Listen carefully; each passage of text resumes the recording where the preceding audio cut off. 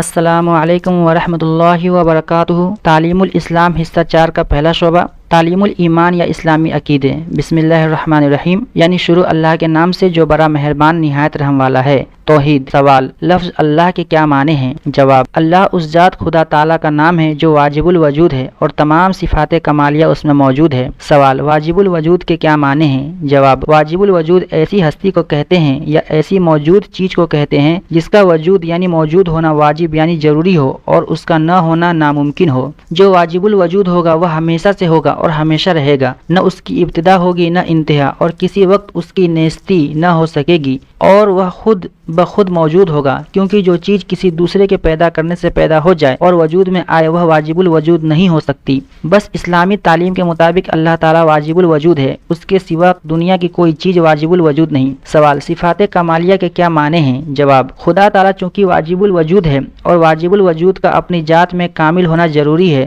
تو اس کمال ذاتی کے لیے جن صفتوں کا اس میں ہونا ضروری ہے وہ سب اس کے لیے ثابت ہیں، انہی صفتوں کو صفات کمالیہ کہتے ہیں۔ سوال، جو چیز ہمیشہ سے ہو اور ہمیشہ رہے اسے کیا کہتے ہیں؟ جواب، ایسی چیز کو قدیم کہتے ہیں۔ سوال، خدا تعالیٰ کے سوا اور کیا چیزیں قدیم ہیں؟ جواب، خدا تعالیٰ اور اس کی تمام صفات قدیم ہیں، ان کے سوا اور کوئی چیز قدیم نہیں۔ سوال، جب خدا تعالیٰ کے سوا اور کوئی چیز ہمیشہ سے موجود نہیں تھی تو خدا تعالیٰ نے آسمان زمین اور ساری چیزیں کیسے بنائیں؟ جواب، خدا تعالیٰ نے ساری دنیا کو اپنے حکم اور اپنی قدرت سے پیدا کر دیا۔ اسے دنیا کے بنانے اور آسمان زمین پیدا کرنے کے لیے کسی چیز کی ضرورت نہیں تھی، کیونکہ اگر خدا تعالیٰ بھی دنیا کو پیدا کرنے میں کسی چیز کا محتاج ہوتا تو وہ واجب الوجود نہیں ہو سکتا۔ یاد رکھو، خدا تعالیٰ واجب الوجود ہے اور واجب الوجود اپنے کسی کام میں کسی دوسرے آدمی یا دوسری چیز کا محتاج نہیں ہوتا۔ سوال، خدا تعالیٰ کے صفات کمالیہ کیا کیا ہیں؟ جواب، نمبر 1 وحدت یعنی ایک ہونا، نمبر 2 قدم یا وجوب وجود یعنی ہمیشہ سے ہونا، نمبر 3 حیات یعنی زندگی، نمبر 4 قدرت، نمبر 5 علم یعنی جاننا، نمبر 6 ارادہ، نمبر 7 سمع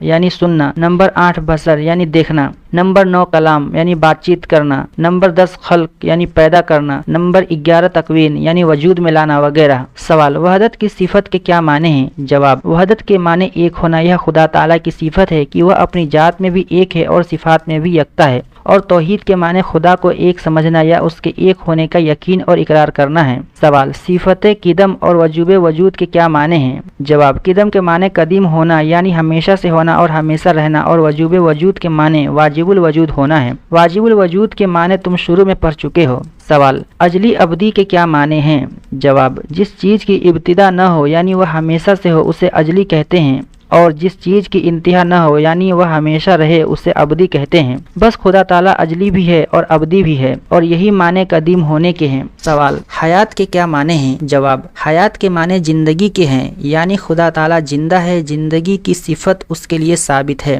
سوال، صفت قدرت کے کیا معنی ہیں؟ جواب، قدرت کے معنی طاقت کے ہیں، یعنی دنیا کو پیدا کرنے اور قائم رکھنے اور پھر فنا کرنے اور پھر موجود کرنے کی قدرت رکھتا ہے۔ سوال، علم کی صفت کے کیا معنی ہیں؟ جواب، علم کے معنی ہے جاننا، یعنی خدا تعالیٰ ساری چیزوں کا عالم یعنی جاننے والا ہے، اس کے علم سے کوئی چیز چھوٹی ہو یا بڑی چھپی ہوئی نہیں، ذرے ذرے کا اسے علم ہے، ہر چیز کو اس کے وجود سے پہلے اور معدوم ہونے کے بعد بھی جانتا ہے، اندھیری رات میں کالی چونٹی کے چلنے میں اس کے پاؤں کی حرکت کو بخوبی جانتا اور دیکھتا ہے، انسان کے دل میں جو خیال آتے ہیں وہ خدا کے علم میں سب روشن ہے، غیب کا علم خاص خدا تعالیٰ کی صفت ہے۔ سوال، ارادہ کے کیا معنی ہیں؟ جواب، ارادہ کے معنی اپنے اختیار سے کام لینا، یعنی خدا تعالیٰ جس چیز کو چاہتا ہے اپنے اختیار سے پیدا کرتا ہے اور جس کو چاہتا ہے اپنے اختیار سے معدوم یا نیست کر دیتا ہے۔ دنیا کی ساری باتیں اس کے اختیار اور ارادے سے ہوتی ہے، دنیا کی کوئی چیز اس کے اختیار اور ارادے سے باہر نہیں، وہ کسی کام میں مجبور نہیں ہے۔ سوال، سمع اور بصر کی صفتوں سے کیا مطلب ہے؟ جواب، سمع کے معنی سننا اور بصر کے معنی دیکھنا، یعنی خدا تعالیٰ ہر بات کو سنتا اور ہر چیز کو دیکھتا ہے، لیکن مخلوق کی طرح اس کے کان نہیں، اور نہ مخلوق کی طرح اس کی آنکھیں ہیں، نہ اس کے کانوں اور آنکھوں کی کوئی شکل اور صورت ہے، ہلکی سے ہلکی آواز سنتا ہے اور چھوٹی سے چھوٹی چیز کو دیکھتا ہے، اس کے سننے اور دیکھنے میں نزدیک دور اندھیرے اجالے کا کوئی فرق نہیں۔ سوال، کلام کی صفت کے کیا معنی ہیں؟ جواب: کلام کے معنی بولنا، بات کرنا ہے۔ خدا تعالیٰ کے لیے یہ صفت بھی ثابت ہے، لیکن اس کے لیے مخلوق جیسی زبان نہیں ہے۔ سوال: اگر خدا تعالیٰ کی زبان نہیں ہے تو وہ باتیں کیسے کرتا ہے؟ جواب: مخلوق بغیر زبان کے بات نہیں کر سکتی، کیونکہ مخلوق اپنے تمام کاموں میں اسباب اور آلات کی محتاج ہے، لیکن خدا تعالیٰ جو اپنے کسی کام میں کسی چیز کا محتاج نہیں، وہ کلام کرنے میں بھی زبان کا محتاج نہیں۔ اگر وہ بھی باتیں کرنے کے لیے زبان کا محتاج ہو تو وہ خدا اور واجب الوجود نہیں ہو سکتا۔ سوال: خلق اور تکوین کی صفتوں کے کیا معنی ہیں؟ جواب: خلق کے معنی پیدا کرنا اور تکوین کے معنی وجود میں لانا۔ خدا تعالیٰ کے لیے یہ صفت بھی ثابت ہے، وہی ساری دنیا کا خالق یعنی پیدا کرنے والا اور مکون یعنی وجود میں لانے والا ہے۔ سوال: ان صفات کے علاوہ خدا تعالیٰ کی اور صفتیں بھی ہے یا نہیں؟ جواب: ہاں، خدا تعالیٰ کی اور بھی بہت سی صفتیں ہیں، جیسے مارنا، زندہ کرنا، رزق یعنی روزی دینا، عزت دینا، ذلت دینا وغیرہ، اور خدا تعالیٰ کی ساری صفتیں ازلی، ابدی اور قدیم ہیں، ان میں کمی بیشی عدل بدل نہیں ہو سکتی۔ خدا تعالیٰ کی کتابیں۔ سوال: اسلامی عقیدوں میں بتایا گیا ہے کہ قرآن مجید 23 سال میں اترا، اور قرآن مجید میں خدا تعالیٰ نے فرمایا ہے شہر رمضان الذی انزل فیہ القرآن، یعنی رمضان کا مہینہ وہ مہینہ ہے جس میں قرآن مجید نازل کیا گیا۔ اس سے معلوم ہوا کہ قرآن مجید رمضان کے مہینے میں اترا، اور قرآن مجید میں دوسری جگہ فرمایا انا انزلناہ فی لیلۃ القدر، یعنی ہم نے اس قرآن مجید کو شب قدر میں اتارا۔ اس سے معلوم ہوا کہ قرآن مجید شب قدر میں اترا۔ یہ تینوں باتیں آپس میں ایک دوسرے کے مخالف ہیں، ان میں سے کون سی بات صحیح ہے؟ جواب: تینوں باتیں صحیح ہے۔ بات یہ ہے کہ قرآن مجید کے نزول دو ہیں۔ پہلا یہ ہے کہ پہلے سارا قرآن مجید ایک ہی بار لوح محفوظ سے آسمان دنیا یعنی پہلے آسمان پر نازل کیا گیا۔ دوسرا نزول یہ ہے کہ وقتاً فوقتاً ضرورتوں کے لحاظ سے تھوڑا تھوڑا دنیا میں اترا۔ بس قرآن مجید کی ان دونوں آیتوں میں نزول سے مطلب پہلا نزول ہے کہ رمضان شریف کے مہینے کی ایک رات میں جو شب قدر تھی لوح محفوظ سے آسمان دنیا پر نازل ہو گیا، اور 23 سال میں نازل ہونے سے مطلب دوسرا نزول ہے کہ آسمان دنیا سے حضور رسول کریم صلی اللہ علیہ وسلم پر 23 سال میں نازل ہوا۔ بس یہ تینوں باتیں آپس میں مخالف نہیں بلکہ تینوں صحیح ہے۔ سوال: قرآن مجید کے نزول کی شروعات کہاں سے ہوئی، یعنی کس جگہ قرآن مجید اترنا شروع ہوا؟ جواب: مکہ معظمہ میں ایک پہاڑ ہے جس کا نام غار ہرا ہے، اس میں ایک غار تھا۔ حضور رسول کریم صلی اللہ علیہ وسلم اس غار میں خدا تعالیٰ کی عبادت کے لیے تشریف لے جاتے تھے اور کئی دن تک اس میں رہتے تھے۔ جب کھانا ختم ہو جاتا تھا تو مکان پر تشریف لا کر پھر کئی دن کا سامان لے جاتے اور تنہائی میں خدا تعالیٰ کی عبادت کرتے رہتے۔ اس غار ہرا میں حضور صلی اللہ علیہ وسلم پر قرآن مجید اترنا شروع ہوا تھا۔ سوال: قرآن مجید کے نزول کی شروعات کیسے ہوئی؟ جواب: حضور صلی اللہ علیہ وسلم اسی غار ہرا میں تشریف رکھتے تھے کہ حضرت جبرائیل علیہ السلام آئے اور آپ کے سامنے ظاہر ہو کر آپ سے فرمایا کہ اقرا، یہ لفظ سورۃ الق کا پہلا لفظ ہے اور اس کے معنی ہیں پڑھ۔ حضور صلی اللہ علیہ وسلم نے فرمایا کہ میں پڑھا ہوا نہیں ہوں۔ اسی طرح 3 بار ہوا۔ پھر جبرائیل علیہ السلام نے یہ آیتیں پڑھی: اقرا بسم ربک الذی خلق، خلق الانسان من علق، اقرا وربک الاکرم الذی علم بالقلم، علم الانسان ما لم یعلم، اور ان سے سن کر حضور صلی اللہ علیہ وسلم نے بھی پڑھ لی۔ بس یہ آیتیں قرآن مجید میں سب سے پہلے حضور صلی اللہ علیہ وسلم پر نازل ہوئی ہے۔ سوال: اگر قرآن مجید کے نزول کی شروعات سورۃ الق کے ان شروع کی آیتوں سے ہوئی ہے تو کیا قرآن شریف جس ترتیب سے اب موجود ہے اس ترتیب سے نازل نہیں ہوا؟ جواب: نہیں، موجودہ ترتیب نزول کی ترتیب نہیں ہے۔ قرآن مجید کا نزول تو ضرورت اور موقع کے لحاظ سے ہوتا تھا، مگر جب کوئی صورت اترتی تھی تو حضور رسول کریم صلی اللہ علیہ وسلم بتا دیتے تھے کہ اس صورت کو فلاں صورت سے پہلے لکھ لو، اور جب کوئی آیت یا آیتیں نازل ہوتی تھی تو حضور فرما دیتے تھے کہ اس آیت یا ان آیتوں کو فلاں صورت کی فلاں آیت کے بعد اور فلاں آیت سے پہلے لکھ لو۔ بس اگرچہ قرآن مجید کا نزول تو موقع اور ضرورت کے لحاظ سے اس موجودہ ترتیب کے خلاف ہوا ہے، لیکن یہ موجودہ ترتیب بھی حضور انور صلی اللہ علیہ وسلم کی بتائی ہوئی ہے اور حضور کے ارشاد اور حکم کے مطابق قائم کی ہوئی ہے۔ سوال: حضور انور صلی اللہ علیہ وسلم نے جس ترتیب سے قرآن لکھوایا تھا اور جو ترتیب آپ نے قائم فرمائی تھی، یہ خود آپ کی رائے سے تھی یا خدا تعالیٰ کے حکم کے مطابق آپ بتاتے تھے؟ جواب: سورتوں کی تعداد، ان کی ابتدا اور انتہا، ہر سورت کی آیتوں کی تعداد، ہر آیت کی ابتدا اور انتہا، اور اسی طرح پورے قرآن مجید کی ترتیب خدا تعالیٰ کی طرف سے حضرت جبرائیل علیہ السلام کو معلوم ہوئی اور انہوں نے حضور رسول کریم صلی اللہ علیہ وسلم کو بتائی اور حضور صلی اللہ علیہ وسلم کے ذریعے سے ہمیں معلوم ہوئی ہے۔ سوال: قرآن مجید کو اترے ہوئے 1300 سال سے زیادہ ہو گئے، تو اس بات کی کیا دلیل ہے کہ یہ قرآن مجید جو ہمارے پاس موجود ہے وہی قرآن مجید ہے جو حضور رسول کریم صلی اللہ علیہ وسلم پر نازل ہوا تھا؟ جواب: اس بات کی کہ یہ قرآن مجید وہی اصلی قرآن مجید ہے جو حضور صلی اللہ علیہ وسلم پر نازل ہوا تھا بہت سی دلیلیں ہیں۔ ہم کچھ آسان دلیلیں بیان کیے دیتے ہیں۔ پہلی دلیل: قرآن مجید کا متواتر ہونا یعنی تواتر کے ساتھ حضور صلی اللہ علیہ وسلم کے زمانے سے آج تک نقل ہوتے چلے آنا۔ جو چیز تواتر سے ثابت ہو جائے اس کا ثبوت یقینی اور قطعی ہوتا ہے، اس میں کسی طرح شبہ اور شک کی گنجائش نہیں ہوتی۔ سوال: متواتر اور تواتر کے کیا معنی ہیں؟ جواب: جس بات کے نقل کرنے والے اس کثرت سے ہوں کہ ان سب کا جھوٹ بولنا عقل کے نزدیک محال ہو، اس بات کو متواتر کہتے ہیں، اور اس بات کے اس طرح نقل ہوتے ہوئے چلے آنے کو تواتر کہتے ہیں۔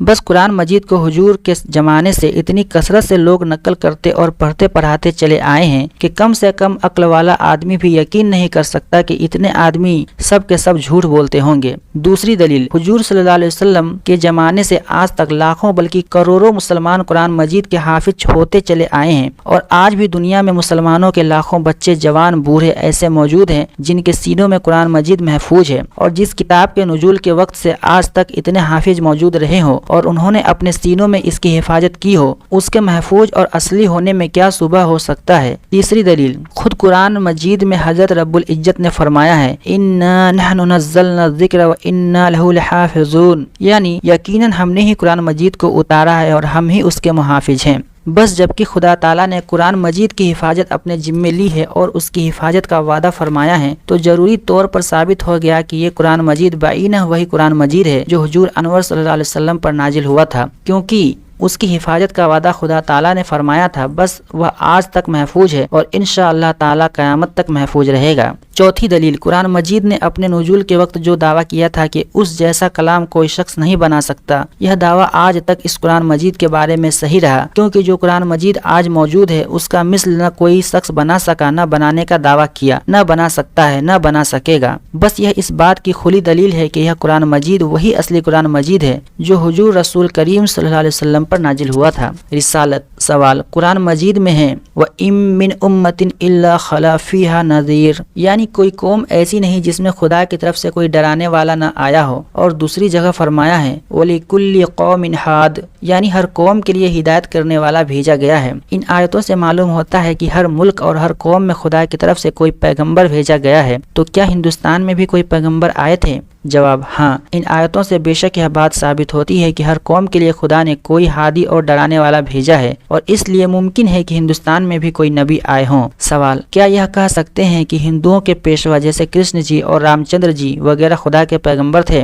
جواب: نہیں کہہ سکتے، کیونکہ پیغمبری ایک خاص عہدہ تھا جو خدا کی طرف سے اس کے برگزیدہ اور خاص بندوں کو عطا فرمایا جاتا تھا، تو جب تک شریعت سے یہ بات معلوم نہ ہو کہ یہ خاص عہدہ خدا تعالیٰ نے فلاں شخص کو عطا فرمایا تھا، اس وقت تک ہم بھی نہیں کہہ سکتے کہ وہ خدا کا نبی تھا۔ اگر ہم نے بنا شریعت کی دلیل کے صرف اپنی رائے سے کسی شخص کو پیغمبر سمجھ لیا اور فی الواقع یہ پیغمبر نہیں تھا، تو خدا تعالیٰ کے حضور میں ہم سے اس غلط عقیدے کا مواخذہ ہوگا۔ یوں سمجھو کہ اگر تم صرف اپنے خیال سے کسی شخص کو سمجھ لو کہ وہ بادشاہ کا نائب یعنی گورنر جنرل ہے اور وہ اصل میں گورنر جنرل نہ ہو، تو تم حکومت کے نزدیک مجرم ہوگے کہ ایک ایسے شخص کو جسے بادشاہ نے گورنر جنرل نہیں بنایا ہے، تم نے گورنر جنرل مان کر بادشاہ کی طرف ایک غلط بات کی نسبت کی۔ بس گزشتہ لوگوں میں سے ہم خاص طور پر انہی بزرگوں کو پیغمبر کہہ سکتے ہیں جن کا پیغمبر ہونا شریعت سے ثابت ہو اور قرآن مجید یا حدیث شریف میں ان کو پیغمبر بتایا گیا ہو۔ ہندوؤں یا اور قوموں کے پیشواؤں کے بارے میں ہم زیادہ سے زیادہ اتنا کہہ سکتے ہیں کہ اگر ان کے عقیدے اور عمل ٹھیک ہوں اور ان کی تعلیم آسمانی تعلیم کے خلاف نہ ہو اور انہوں نے خدا کی مخلوق کی ہدایت اور رہنمائی کا کام بھی کیا ہو، تو ممکن ہے کہ وہ نبی ہو، مگر یہ کہنا کہ وہ یقیناً نبی تھے بے دلیل بات اور اٹکل کا تیر ہے۔ سوال: حضور رسول مقبول صلی اللہ علیہ وسلم کے بارے میں کیا عقیدے رکھنا چاہیے؟ جواب: نمبر 1، آپ خدا تعالیٰ کے بندے اور ایک انسان اور خدا تعالیٰ کے رسول تھے۔ نمبر 2، خدا تعالیٰ کے بعد آپ ساری مخلوق سے افضل ہے۔ نمبر 3، آپ گناہوں سے معصوم ہیں۔ نمبر 4، آپ پر خدا تعالیٰ نے قرآن مجید نازل فرمایا۔ نمبر 5، آپ کو معراج کی رات میں خدا تعالیٰ نے آسمان پر بلایا اور جنت، دوزخ وغیرہ کی سیر کرائی۔ نمبر 6، آپ نے خدا تعالیٰ کے حکم سے بہت سے معجزے دکھائے۔ نمبر 7، آپ خدا تعالیٰ کی بہت زیادہ عبادت کرتے تھے۔ نمبر 8، آپ کے اخلاق و عادات نہایت اعلیٰ درجے کے تھے۔ نمبر 9، آپ کو خدا تعالیٰ نے بہت سی گزری ہوئی اور آنے والی باتوں کا علم عطا فرمایا تھا جن کی آپ نے اپنی امت کو خبر دی۔ نمبر 10، آپ کو خدا تعالیٰ نے ساری مخلوق سے زیادہ علم عطا فرمایا تھا، لیکن آپ عالم الغیب نہیں تھے، کیونکہ عالم الغیب ہونا صرف خدا تعالیٰ کی شان اور اس کی خاص صفت ہے۔ نمبر 11، آپ خاتم النبیین ہیں کہ آپ کے بعد کوئی نیا نبی نہیں ہوگا، صرف حضرت عیسیٰ علیہ السلام جو پہلے زمانے کے پیغمبر ہے آسمان سے اتریں گے اور اسلامی شریعت کی پیروی کریں گے۔ نمبر 12، آپ انسانوں اور جنوں سب کے رسول ہیں۔ نمبر 13، آپ قیامت کے دن خدا تعالیٰ کی اجازت سے گناہگاروں کی شفاعت کریں گے، اسی وجہ سے حضور کو شفیع المذنبین کہتے ہیں، اور خدا تعالیٰ حضور صلی اللہ علیہ وسلم کی شفاعت قبول بھی فرمائے گا۔ نمبر 14، آپ نے جن باتوں کا حکم کیا ہے ان پر عمل کرنا، اور جن سے منع کیا ہے ان سے باز رہنا، اور جن واقعات کی خبر دی ان کو اسی طرح ماننا اور یقین کرنا امت پر ضروری ہے۔ نمبر 15، آپ کے ساتھ محبت رکھنا اور آپ کی تعظیم اور تکریم کرنا ہر امتی کے ذمہ لازم ہے، لیکن تعظیم سے مطلب وہی تعظیم ہے جو شریعت کے قاعدے کے موافق ہو، اور شریعت کے خلاف باتوں کو تعظیم یا محبت سمجھنا نادانی ہے۔ سوال، معصوم ہونے سے کیا مطلب ہے؟ جواب، معصوم ہونے سے مطلب یہ ہے کہ کوئی صغیرہ یا کبیرہ گناہ حضور صلی اللہ علیہ وسلم سے قصدن یا سہون واقع نہیں ہوا۔ تمام انبیاء علیہ السلام گناہوں سے معصوم ہوتے ہیں۔ سوال، حضور کی معراج جسمانی تھی یا منامی؟ جواب، حضور اپنے جسم مبارک کے ساتھ معراج میں تشریف لے گئے تھے، اس لیے آپ کی معراج جسمانی تھی۔ ہاں، اس جسمانی معراج کے علاوہ چند مرتبہ حضور کو خواب میں بھی معراج ہوئی ہے، وہ منامی معراجیں کہلاتی ہے، کیونکہ منام خواب کو کہتے ہیں، لیکن حضور صلی اللہ علیہ وسلم کا خواب اور اسی طرح سارے نبیوں علیہ السلام کے خواب سچے ہوتے ہیں، ان میں غلطی اور خطا کا شبہ نہیں ہو سکتا۔ بس حضور صلی اللہ علیہ وسلم کی ایک معراج تو جسمانی معراج تھی اور 4 یا 5 معراجیں منامی تھی۔ سوال، شفاعت سے کیا مطلب ہے؟ جواب، شفاعت سفارش کو کہتے ہیں۔ قیامت کے دن حضور صلی اللہ علیہ وسلم خدا تعالیٰ کے سامنے گناہگار بندوں کی سفارش کریں گے۔ حضور صلی اللہ علیہ وسلم کو یہ فضیلت عطا ہو چکی ہے، لیکن پھر بھی خدا تعالیٰ کے جلال و جبروت کے ادب سے حضور بھی شفاعت کی اجازت مانگیں گے۔ جب اجازت ملے گی تو شفاعت فرمائیں گے۔ حضور کے علاوہ اور نبی، اولیاء اور شہید وغیرہ بھی شفاعت کریں گے، لیکن بنا اجازت کوئی شخص شفاعت نہ کر سکے گا۔ سوال، کس طرح کے گناہوں کی معافی کے لیے شفاعت ہوگی؟ جواب، کفر اور شرک کے علاوہ باقی سارے گناہوں کی معافی کے لیے شفاعت ہو سکتی ہے۔ کبیرہ گناہوں والے شفاعت کے زیادہ محتاج ہوں گے، کیونکہ صغیرہ گناہ تو دنیا میں بھی عبادتوں سے معاف ہوتے رہتے ہیں۔ ایمان اور اعمال صالحہ یعنی نیک کاموں کا بیان۔ سوال، ایمان کسے کہتے ہیں؟ جواب، ایمان اسے کہتے ہیں کہ نمبر 1 خدا تعالیٰ کو ماننا، نمبر 2 اس کی ساری صفاتوں کو ماننا، نمبر 3 فرشتوں کو ماننا، نمبر 4 آسمانی کتابوں کو ماننا، نمبر 5 پیغمبروں کی دل سے تصدیق کرنا یعنی سچا جاننا، نمبر 6 جو باتیں کہ حضرت محمد صلی اللہ علیہ وسلم خدا کی طرف سے لائے ہیں ان کو سچا سمجھے، اور نمبر 7 زبان سے ان ساری باتوں کا اقرار کرے۔ یہی تصدیق اور اقرار ایمان کی حقیقت ہے، لیکن اقرار کسی ضرورت یا مجبوری کے وقت ساکت ہو جاتا ہے، جیسے گونگے آدمی کا ایمان زبانی اقرار کے بغیر بھی معتبر ہے۔ سوال، اعمال صالحہ کسے کہتے ہیں؟ جواب، اعمال صالحہ کے معنی ہے نیک کام، جو عبادتیں اور نیک کام خدا تعالیٰ اور اس کے پیغمبر نے مخلوق کو سکھائے ہیں اور بتائے ہیں، وہ سب اعمال صالحہ کہلاتے ہیں۔ سوال، کیا عبادتیں اور نیک کام بھی ایمان کی حقیقت میں داخل ہے؟ جواب، ہاں، ایمان کامل میں اعمال صالحہ داخل ہیں۔ اعمال صالحہ سے ایمان میں روشنی اور کمال پیدا ہو جاتا ہے، اور اعمال صالحہ نہ ہو تو ایمان ناقص رہتا ہے۔ سوال، عبادت کے کیا معنی ہیں؟ جواب، عبادت بندگی کرنے کو کہتے ہیں، جو بندگی کرے اسے عابد اور جس کی بندگی کی جائے اسے معبود کہتے ہیں۔ ہمارا سب کا سچا اور حقیقی معبود وہی ایک خدا ہے جس نے ہمیں اور ساری دنیا کو پیدا کیا ہے، اور ہم سب اس کے بندے ہیں۔ اس نے ہمیں اپنی عبادت کا حکم دیا ہے، اس لیے ہمارے ذمے عبادت کرنا فرض ہے۔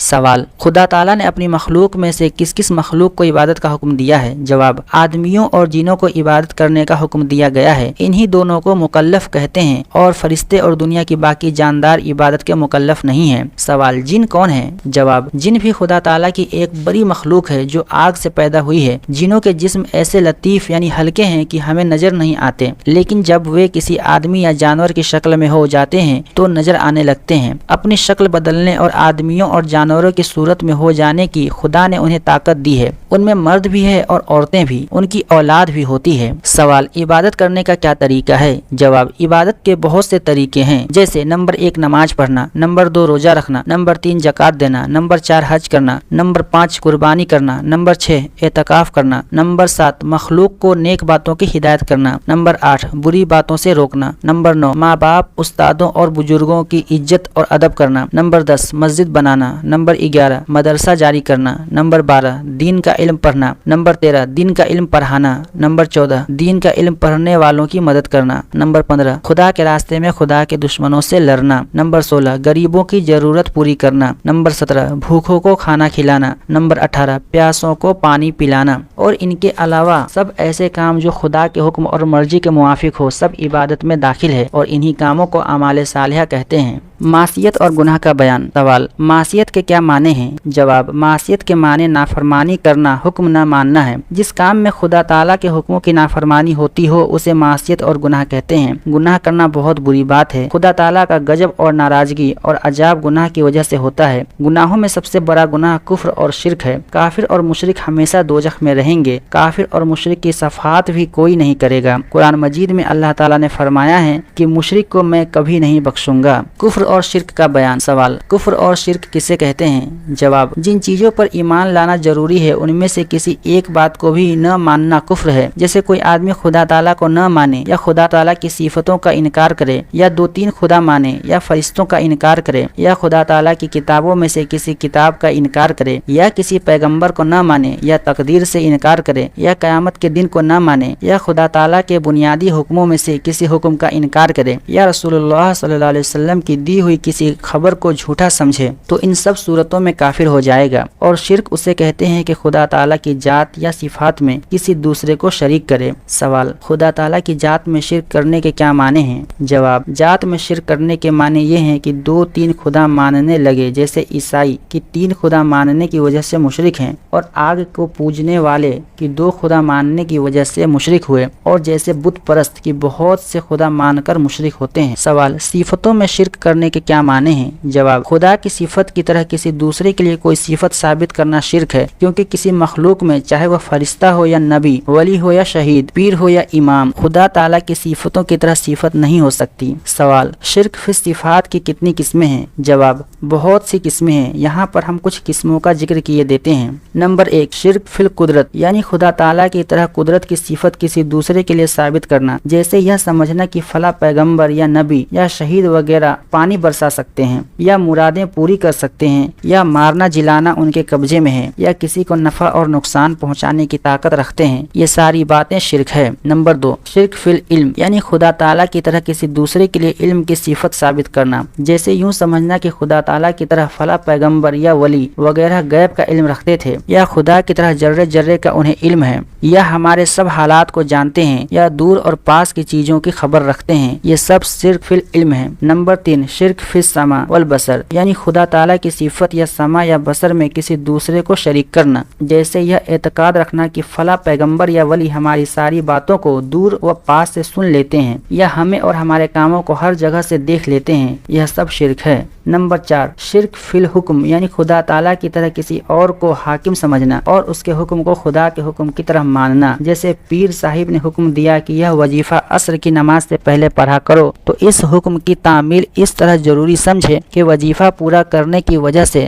عصر کا وقت مکروہ ہو جانے یا نماز قضا ہو جانے کی پرواہ نہ کرے، یہ بھی شرک ہے۔ نمبر 5 شرک فی العبادت، یعنی خدا تعالیٰ کی طرح کسی دوسرے کو عبادت کا مستحق سمجھنا، جیسے کسی قبر یا پیر کو سجدہ کرنا یا کسی کے لیے رکوع کرنا، یعنی جس طرح نماز میں رکوع کرتے ہیں، یا کسی پیر پیغمبر ولی یا امام کے نام کا روزہ رکھنا یا کسی کی نظر اور منت ماننی یا کسی قبر یا مرشد کے گھر کا خانہ کعبہ کی طرح طواف کرنا، یہ سب شرک فی العبادت ہے۔ سوال ان باتوں کے علاوہ اور بھی کام شرک ہیں یا نہیں؟ جواب ہاں، بہت سے ایسے کام ہیں ان میں شرک کی ملاوٹ ہے، ان تمام کاموں سے پرہیز کرنا ضروری ہے۔ وہ کام یہ ہیں: نجومیوں سے غیب کی خبریں پوچھنا، پنڈت کو ہاتھ دکھانا، کسی سے فال کھلوانا، چیچک یا کسی اور بیماری کی چھوت چھات کرنا اور یہ سمجھنا کہ ایک کی بیماری دوسرے کو لگ جاتی ہے، تعجیہ بنانا، علم اٹھانا، قبر پر چڑھاوا چڑھانا، نظر نیاز گزارنا، خدا تعالیٰ کے سوا کسی کے نام کی قسم کھانا، تصویریں بنانا یا تصویروں کی تعظیم کرنا، کسی پیر یا ولی کو ضرورت پوری کرنے والا، مشکل آسان کرنے والا کہہ کر پکارنا، کسی پیر کے نام کی سر پر چوٹی رکھنا یا محرم میں اماموں کے نام کا فقیر بننا، قبروں پر میلہ لگانا وغیرہ۔ بدعت کا بیان۔ کفر اور شرک کے بعد کون سا گناہ بڑا ہے؟ कुफ्र और शिर्क के बाद बिदत बड़ा गुनाह है। बिदत उन चीज़ों को कहते हैं जिनकी असल शरीयत से साबित न हो, यानी कुरान मजीद और हदीस शरीफ में उसका सबूत न मिले और रसूलुल्लाह सल्लल्लाहु अलैहि वसल्लम, सहाबा किराम, ताबईन और तबा ताबईन के ज़माने में उसका वजूद न हो और उसे दीन का काम समझकर किया या छोड़ा जाए। बिदत बहुत बुरी चीज़ है। हुजूर रसूल मकबूल सल्लल्लाहु अलैहि वसल्लम ने बिदत को मरदूद फरमाया है और जो आदमी बिदत निकाले उसको दीन का ढाने वाला बताया है और फरमाया है कि हर बिदत गुमराही है और हर गुमराही दोजख में ले जाने वाली है। सवाल, बिदत के कुछ काम बताओ। जवाब, लोगों ने हजारों बिदतें निकाली है। कुछ बिदतें ये है: पक्की कब्र बनाना, कब्र पर गुंबद बनाना, धूमधाम से उर्स करना, कब्रों पर दिए जलाना, कब्र पर चादरें और गिलाफ डालना, मैयत के मकान पर खाने के लिए जमा होना, शादी में सेहरा बांधना, बद्धी पहनना और हर जायज या मुस्तहब काम में ऐसी शर्तें अपनी तरफ से लगाना जिनका शरीयत से सबूत न हो, बिदत है। बाकी गुनाहों का बयान। सवाल, कुफ्र, शिर्क और बिदत के अलावा और क्या क्या बातें गुनाह की है? जवाब, कुफ्र, शिर्क और बिदत के अलावा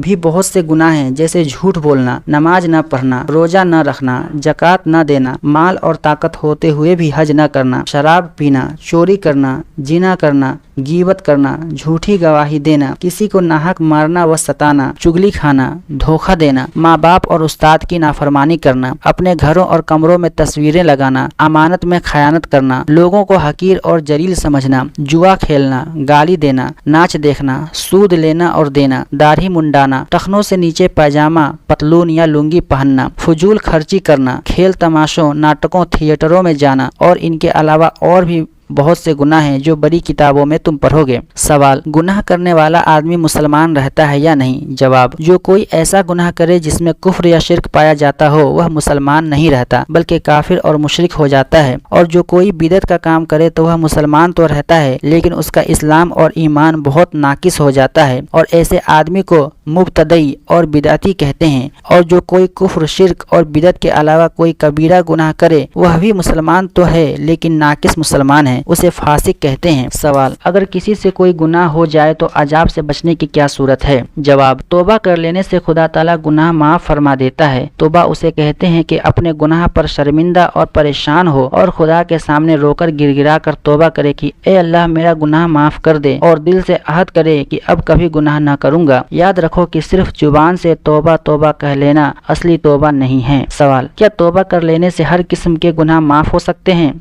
जवाब, जो गुनाह ऐसे हैं कि किसी बंदे का उसमें ताल्लुक नहीं, सिर्फ खुदा ताला का हक है कि वह नाफरमानी करने की वजह से सजा दे, ऐसे सब गुनाह तौबा से माफ हो सकते हैं। यहाँ तक कि कुफ्र और शिर्क का गुनाह भी सच्ची तौबा से माफ हो जाता है। लेकिन जो गुनाह ऐसे हैं कि उनमें किसी बंदे का ताल्लुक है, जैसे किसी यतीम का माल खा लिया या किसी पर तोहमत यानी इल्जाम लगाई या जुल्म किया, ऐसे गुनाहों को हुकूकुल इबाद कहते हैं। ये सिर्फ तौबा से माफ नहीं होते बल्कि उनकी माफी के लिए जरूरी है कि पहले उस आदमी का हक अदा करो या उससे माफ कराओ, उसके बाद खुदा के हुजूर में तौबा करो, जब मुआफ़ी की उम्मीद हो सकती है। सवाल, तौबा किस वक्त कबूल होती है? जवाब, जब इंसान मरने लगे और अजाब के फरिश्ते उसके सामने आ जाए और हलक में दम आ जाए, उस वक्त उसकी तौबा मकबूल नहीं, और इस हालत से पहले पहले हर वक्त की तौबा मकबूल है। सवाल, अगर गुनहगार आदमी बगैर तौबा किए मर जाए तो जन्नत में जाएगा या नहीं? जवाब, हाँ, सिवाय काफिर और मुशरिक के बाकी सारे गुनहगार अपने गुनाहों की सजा पाकर जन्नत में जाएंगे। और यह भी मुमकिन है कि खुदा ताला कुफ्र और शिर्क के अलावा बाकी गुनाहों को बगैर सजा दिए किसी की शफाअत से या बगैर शफाअत बख्श दे। सवाल, मैयत को दुनिया के अजीज, करीब, रिश्तेदार, दोस्त वगैरह भी कुछ फायदा पहुंचा सकते हैं या नहीं? जवाब, हाँ, मैयत को बदनी और माली इबादत का सवाब पहुंचता है। यानी जिंदा लोग अगर कोई नेक काम करे, जैसे कुरान शरीफ या दरूद शरीफ पढ़े, खुदा के रास्ते में सदका खैरात दे, किसी भूखे को खाना खिलाए, तो इन कामों का सवाब खुदा ताला की तरफ से उन्हें मिलेगा। लेकिन खुदा ताला ने अपनी रहमत से इतना भी इख्तियार दिया है कि अगर ये नेक काम करने वाले अपना सवाब किसी मैयत को पहुंचाना चाहें तो खुदा ताला से दुआ करें, या अल्लाह इस काम का सवाब मैंने फला आदमी को बख्शा, तो अल्लाह ताला उस मैयत को वह सवाब पहुंचा देता है। सवाब पहुंचाने के लिए किसी खास चीज या खास वक्त या खास सूरत की अपनी तरफ से तखसीस न करनी चाहिए, यानी यह समझना कि फला वक्त या फला चीज का ही सवाब पहुंचेगा, बल्कि जो चीज जिस वक्त अपने पास हो उसे खुदा के लिए किसी मुस्तहिक को देकर उसका सवाब बख्श لینا چاہیے۔